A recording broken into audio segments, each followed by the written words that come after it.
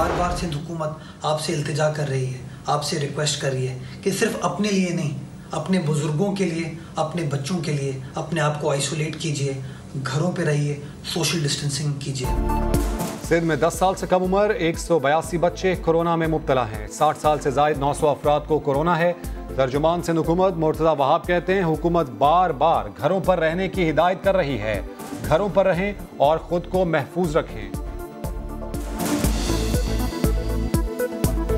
कल तक खरबूजा 100 रुपए का 2.5 किलो बिक रहा था, आज 80 रुपए किलो हो गया। केला 40 रुपए से 120 रुपए पे चला गया। सेब 100 रुपए था 200 रुपए किलो हो गया। फ्रूट पे भी लॉकडाउन करो, इनको छोड़ो ही नहीं। फ्रूट का रेट तो ऐसा हो गया है जैसे किसी ने बम डाल दिया, ऐसा परेशान कर दिया हम लोगों को, बहुत ज़्यादा परेशान। रमज़ान की आमद के साथ ही मुनाफा खोर मुतहर। कराची में सब्जियों, फलों और दीगर अशिया की कीमतें आउट ऑफ कंट्रोल। बेसन की कीमत भी आसमान पर। लाहौर में सब्जी और फलों की कीमत में 50% इजाफा। 125 रुपए वाला लीमू 480 रुपए का हो गया। पालक, आलू और प्याज की कीमतें भी कंट्रोल से बाहर। सूबाई हुकूमतों का मुनाफा खोरों के खिलाफ एक्शन लेने का ऐलान।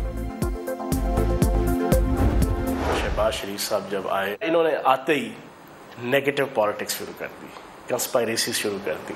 हर वक्त कोशिश की कि ये शो करें कि जैसे लॉकडाउन के इशू के ऊपर जनाब पाक फौज और सिविल हुकूमत के कोई आपस के अंदर जनाब अंडरस्टैंडिंग नहीं बन पा रही, कोई फला इशू है, कोई फला इशू है, कोई वज़ीर आज़म पाकिस्तान के वाज़ बीच में फिर फपन कुटनी की तरह ये अपना एक जनाब बयान देते थे।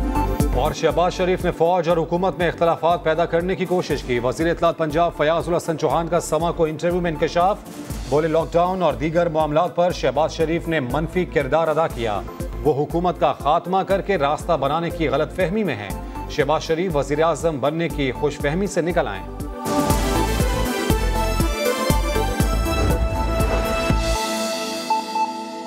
इस कौम से की है, हुकूमत से नहीं। ये इस कौम से कमिटमेंट है कि हम मसाजिद को कोरोना के फैलाव का जरिया नहीं बनने देंगे। अवाम की नज़रें मीडिया की आंख के ज़रिए ना सिर्फ उन मजहबी रहनुमाओं पर हैं, बल्कि देहात, कस्बे और शहर की सतह पे उन तमाम उलमा का कोरोना से बचाव और हिफाजती तदाबीर के हवाले से जो रोल और जिम्मेदारी है वो इंतहाई अहम हो गई है, क्योंकि हुकूमत ने पहली दफ़ा पाकिस्तान की तारीख में उलमा, मुशाइख और मजहबी रहनुमाओं को कोरोना से बचाव और हिफाजती तदाबीर के हवाले से एक हरावल दस्ते के तौर पे चुना है। और कल के सदर पाकिस्तान के खत की रोशनी में, जिसमें उन्होंने कुछ अपने तहफ़्फ़ुज़ात का इजहार किया है, मैं उम्मीद करती हूँ कि तमाम लीडरशिप जो हर मस्जिद को देख रही है, उसकी क़यादत कर रही है या ओवरऑल सुपरवाइज कर रही है, वो अपने अपने रोल को और ज़्यादा मौसर बनाएं। और जहाँ कहीं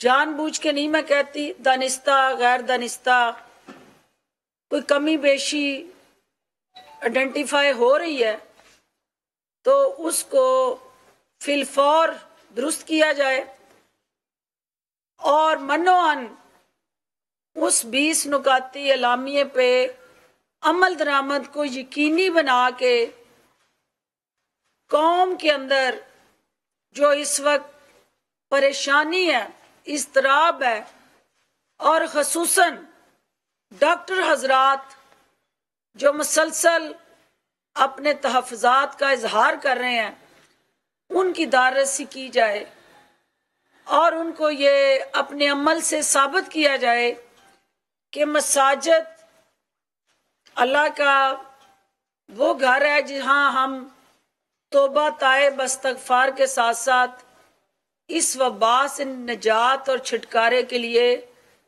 दुआओं का सहारा लेके परवरदिगार से रजू कर रहे हैं। और वाहिद वही परवरदिगार की आलमाइटी ताकत है जो इस वबा से निजात दिलाने के लिए हमारे लिए निजात दहिंदा बन सकती है। मैं यहाँ डॉक्टर हजरात जो इस वक्त जिस बेचैनी और इस्तराब का इजहार कर रहे हैं, एक डॉक्टर होते हुए उनसे अपील करना चाहती हूँ कि हमें आप पे फख्र है। आप इस जंग के अंदर हमारे सबसे अहम सिपाही और फौजी हैं और कोरोना के खिलाफ जो जंग है और जहाद है, ये सबसे पहले डॉक्टर्स, तिब्बी अमले और पैरामेडिक्स की मदद से ही हमने लड़नी और जीतनी है। और आप हमारा वो मौसर हथियार हो जिसको आसान अंदाज से हुकूमत इस्तेमाल करते हुए इस मुश्किल महाज पे नंबर दज़मा है। हमें जहां आपकी जानों की हिफाजत को यकीनी बनाना है, उसके साथ साथ आपके लिए एक कंड्यूसिव एनवायरनमेंट पैदा करना है। आपकी क्वारंटीन के अंदर, आइसोलेशन वार्ड्स के अंदर, आईसीयूज के अंदर, एमरजेंसीज के अंदर, जहां जहां भी खिदमात हैं जो आप सर अंजाम दे रहे हैं, हम उसे कदर की निगाह से देखते हैं और हमें आपकी रिकमेंडेशंस जो हैं सूबाई हुकूमतों की मदद से उसको किस तरह से हॉस्पिटल्स के अंदर और मुख्तलिफ शहरों के अंदर पॉलिसी इम्प्लीमेंटेशन के तौर पे हम लागू कर सकते हैं, उस पे तमाम सूबाई हुकूमतें और मुतलका इदारे जो हैं अपनी अपनी सतह पे काम कर रहे हैं। हुकूमत पाकिस्तान ने जो स्मार्ट लॉकडाउन का फैसला किया है, जिसके तहत ट्रैक, ट्रेस, टेस्ट, क्वारंटीन जो है वो एक ऐसा जदीद टेक्नोलॉजी के साथ जुड़ा निज़ाम है जिससे अवाम को खौफ से बचाना है। और बजाय इसके कि हम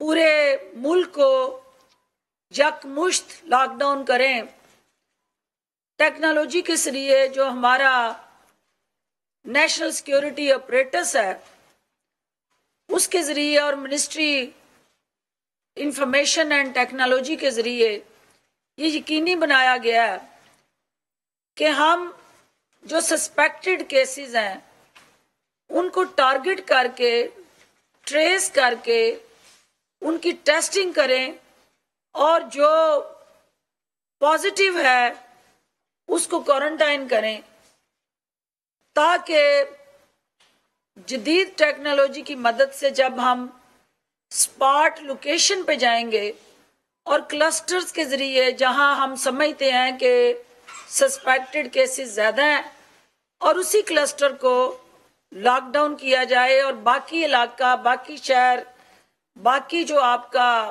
मोहल्ला या कस्बा है या सूबा है उसको उस अजियत से बचाया जाए। तो ये एक स्मार्ट लॉकडाउन सियालकोट और बाकी मुल्क के हिस्सों में तो लागू है ही, लेकिन इसके साथ साथ हमें जो आज आपके जरिए बावर कराने की जरूरत है मीडिया के जरिए कि हमारे डॉक्टर्स जो रिजर्वेशन शो कर रहे थे कि फुल लॉकडाउन की तरफ जाएं। आपको देखना है कि आपका रमजान का महीना हमेशा एक तो सोशलाइजेशन, मसाजद और ख़रीदारी के हवाले से बाकी महीनों में सबसे ज़्यादा रश गेन करता रहा। आपने लोगों की ज़िंदगियों को तहफ़्फ़ुज़ देने के लिए रोज़मर्रा की जो अमूर हैं उनकी अंजाम दही के लिए कुछ SOPs और प्रायोरिटी सेट की हैं। हुकूमत पाकिस्तान वज़ीर आज़म की क़यादत में उन ज़िम्मेदारियों को